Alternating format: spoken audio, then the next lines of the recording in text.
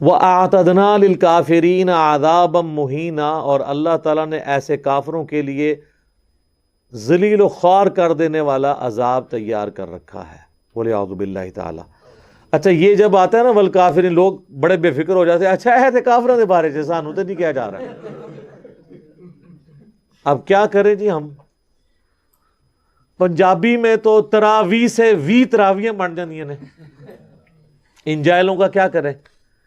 تو قرآن میں اور عربی لنگوسٹک میں کفر کا صرف مطلب یہ نہیں ہوتا جو نان مسلم ہم لیتے ہیں۔ کفر کہتے ہیں انکار کو، کفر کہتے ہیں ناشکری کو۔ جو غیر مسلم ہے اس کو ہم کافر کیوں کہتے ہیں؟ کہ اس نے اللہ کے نبی کا انکار کیا۔ مسلمان بھی کافر ہو سکتا ہے۔ کس طرح؟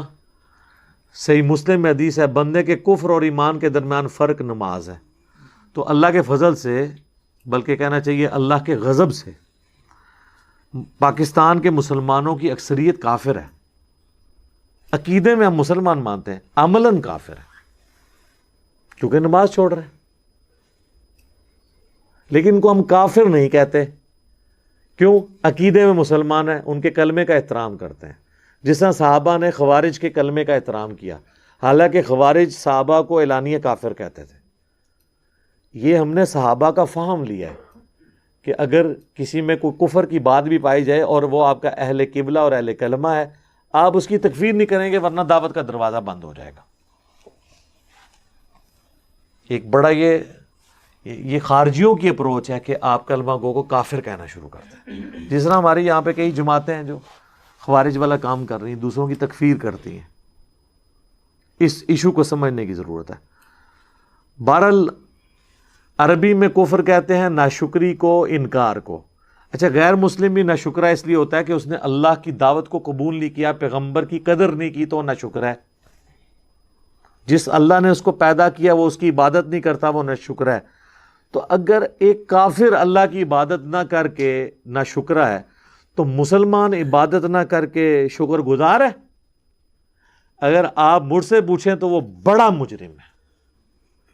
جو بندہ ریگستان میں پیاسا مر جائے اس پہ کم ترس آئے گا آپ کو، لیکن جو دریا کے کنارے پیاسا مر جائے اس پہ زیادہ ترس آئے گا کہ ظالم تجھے پتہ ہی نہیں دریا تیرے سامنے سے گزر رہا تھا، تیرے گھر میں قرآن موجود تھا اور تو شرک پہ مر گیا۔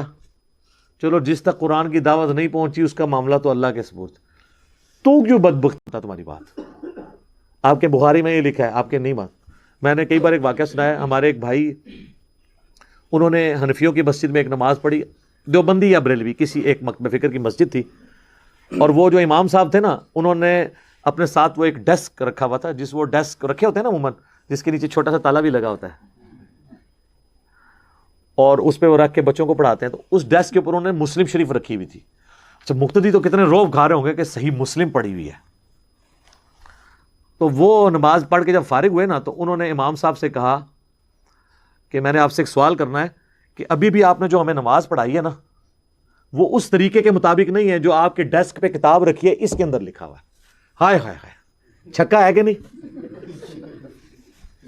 کتنا بڑا چھکا ہے کہ جو کتاب اس نے ادب کے ساتھ سامنے رکھی ہوئی ہے، اس کتاب کے پاس کھڑے ہو کے وہ نماز پڑھی ہے جو اس طریقے سے ہٹ کے ہے جو اس کتاب کے اندر ہے۔